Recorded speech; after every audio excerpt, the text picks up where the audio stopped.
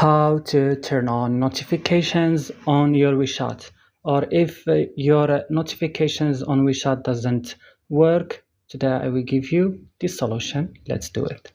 So there is two ways. The first way is to open your WeChat like this and come directly, click on me option and go to settings and go to messages notifications and click here like this, and that's it. And the other solution, you have to go to settings and apps option, search right now for WeChat, and here click on it when you see it.